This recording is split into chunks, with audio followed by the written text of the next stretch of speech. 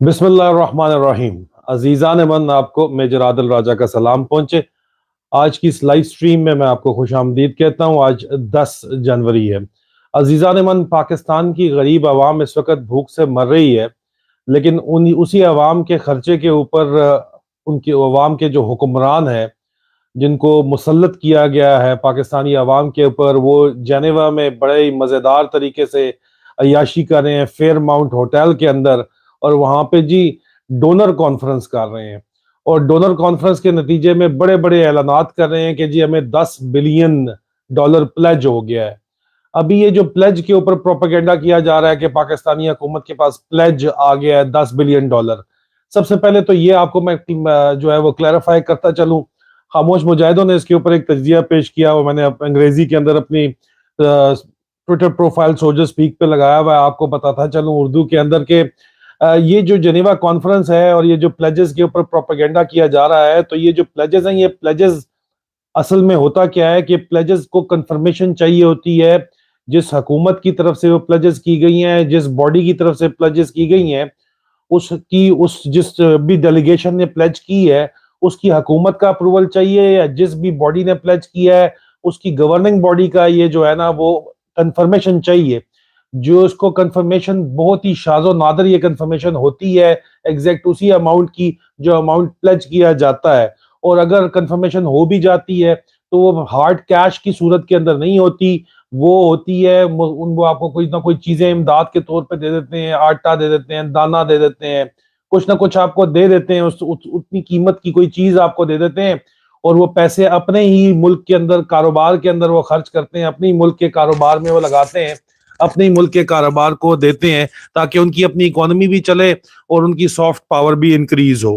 اس کے علاوہ یہ 6 مہینے کا عرصہ لگتا ہے اس کو، یہ جو پلیجز ہیں ان کو ٹرانسپائر ہونے کے اندر، ان کو وقت کے اس کو زمینی حقائق بننے کے اندر جو بھی بنتے ہیں اس کے اندر.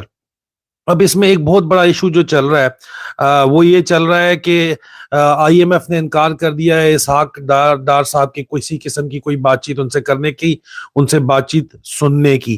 Voice president I M F نے اسحاق ڈار صاحب کی جو کریڈیبلٹی ہے اس کو ہی اس کے اوپر سوالات اٹھا دیے ہیں. انہوں نے کہا ہے کہ یہ جو بندہ ہے اس کی پالیسیز ہیں ان کے اوپر سوالات اٹھائے ہیں، ان کی کریڈیبلٹی کے اوپر سوالات اٹھائے ہیں. آئی ایم ایف جو ہے وہ اوپن پالیسی کرنا چاہتی ہے کہ مارکیٹ کا ایکسچینج ریٹ جو ہے وہ اور بینک کا ایکسچینج ریٹ ایک ہی ہو، جو کہ مزید کم از کم بھی یہاں پہ 30 سے 50 آپ کو روپے کا فرق جو ہے مزید جھٹکا لگے گا اگر یہ کام ہوتا ہے. آئی ایم ایف مزید آپ کو کہہ رہا ہے کہ آپ اپنے خرچے جو فیئر ماؤنٹ ہوٹل میں یاشیاں کرتے ہیں، کبھی کدھر جا کے یاشیاں کرتے ہیں، یہ آپ بند کریں. اور اس کے بعد جو ہے وہ آپ آئی ایم ایف کہہ رہا ہے کہ اپنی جو پاور کی ٹیرف ہے اس کو بھی انکریز کریں. اب یہ کلیکشن تو انکریز ہوگی، لیکن اسحاق ڈار صاحب جو ہے ان کی پالیسیز سے وہ ہر طرف سے جو ہے وہ انکار کر رہے ہیں. اب یہاں پہ آپ یہ بھی دیکھیں کہ غریب عوام کا کیا حال ہے. تو آئی ایم ایف کی سٹوری ہے، غریب عوام کا یہ کیا کام اس وقت حال چل رہا ہے کہ متحدہ نان بھائی ایسوسی ایشن نے کاروبار بند کرنے کا دے دیا ہے. سندھ میں گندم جو ہے وہ چوہے کھا گئے ہیں، آٹا 150 روپے کلو ہے، لیکن وہاں یہ پھر بھی مل نہیں رہا. اس کے علاوہ جو مزدور کام کر رہے ہیں پاک سزوکی نے بند کر دیے ہیں اپنے پلانٹ. ڈولنس نے جو ہے وہ وارن کیا ہے کہ 2000 اپنے جو ہے امپلائیز ان کو فائر کرے گا. نشاد چنیا جو ہے وہ عارضی طور کے اوپر کمپنی بند کر دی گئی ہے. انڈس موٹر نے بھی جو ہے اپنی فیکٹری بند کر دی ہے. 150 ٹیکسٹائل ملز اس وقت بند ہو چکی ہیں. 20 لاکھ لوگ جو ہیں ان کو اس وقت جو ہے وہ ان امپلائمنٹ پچھلے 5 مہینے کے اندر مزید ان امپلائمنٹ 20 لاکھ لوگوں کی ہوئی ہے. جائز کی جو پیرنٹ کمپنی ہے ویون، اس نے جو ہے اپنے ٹاور سیل کرنے کے پاکستان میں اعلان کر دیا ہے. فوجی فرٹیلائزر تک جو ہے وہ بند کر رہی ہے کیونکہ مارکیٹ کی کنڈیشن بہت بری ہے، اس وقت بک نہیں رہا ان کا مال. Pakistan auto part maker temporarily shut down کر دیے انہوں نے آپریشن کیونکہ کرائسس ہے. اس کے علاوہ میں آپ کو بتا چکا ہوں نشاد چنیا کا، ٹویوٹا موٹر کا، بلوچستان ویلز شٹ ڈاؤن ہو گئی ہے جی. اس کے علاوہ جو ایس ڈبلیو وی ایل ایک نئی کمپنی تھی وہ شٹ ڈاؤن ہوئی ہے.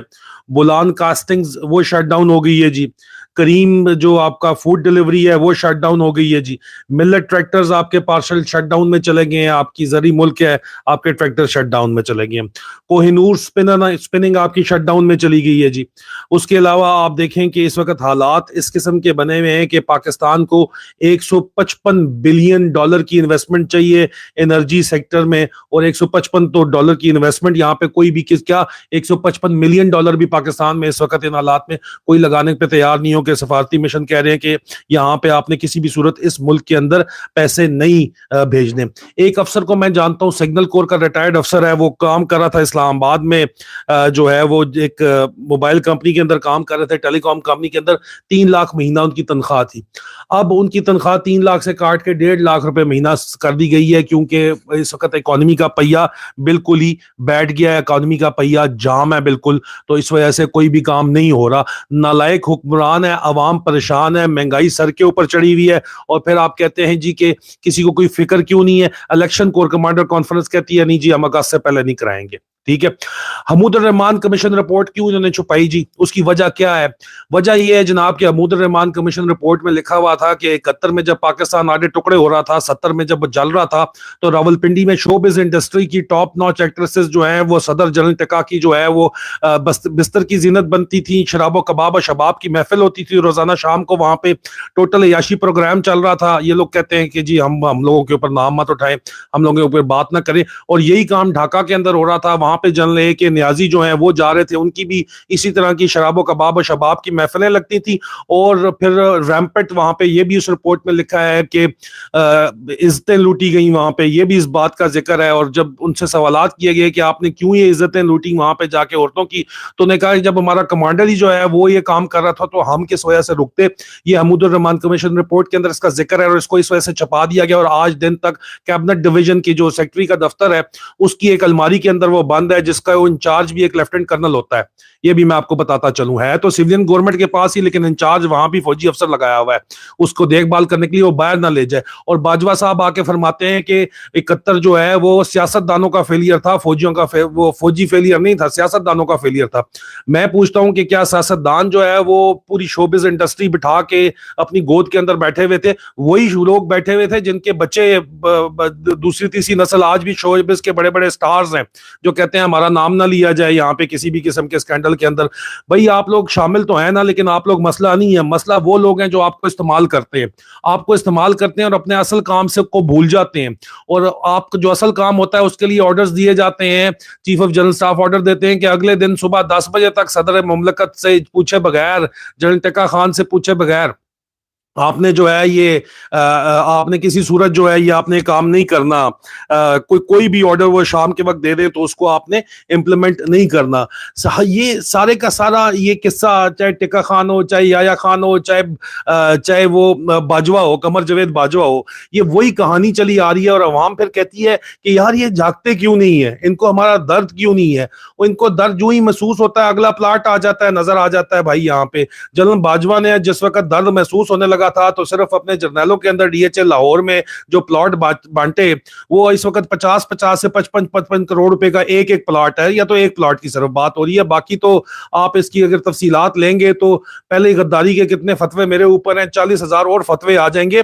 مسئلہ یہ ہے کہ ایمان تو جاگتا ہے, میرے ایمان تو جاگتا ہے میرے مجاہد کا, لیکن جو ہی جاگتا ہے اس کو اگلے پلاٹ نظر آتا ہے اور وہ اس کی غفلت میں دوبارہ چلا جاتا ہے. یہاں پہ مسئلہ یہ ہے کہ ایک سسٹم کو جو ہے وہ بینیفٹس کے تھرو جو ہے کمپلائنٹ کر دیا گیا ہے.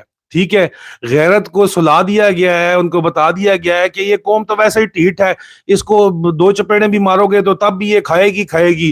یہ بلکہ کہے گی کہ یار 2 سنتری اور کھڑے کر دو, چپیڑے کھانے والی لائن میں جو ہے نا وہ بڑا لمبی لائن لگی ہوئی ہے, ہم تاکہ 2 بندے کھڑے کرو, تاکہ پورا وفد آئے گا باقاعدہ طور کے اوپر, جرگہ آئے گا, بیٹھے گا, بڑے عزت تریب سے بات کرے گا, بڑے بڑے سیاسی رہنما آئیں گے, کہیں گے سر جی درخواست یہ ہے کہ 2 بندے اور کھڑے کریں تاکہ جو چپیڑوں والی لائن ہے یہ بہت لمبی ہوگی ہے, جلدی نکلے.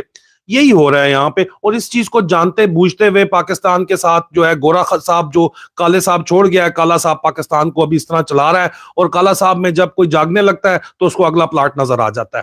اور اسی وجہ سے حمود الرحمان کمیشن رپورٹ جو ہے وہ چھپا دی جاتی ہے, کیونکہ اس کے اندر یہ انتہائی واضح طریقے سے ذکر ہے کہ کالے صاحب کے شوق کس قسم کے ہیں.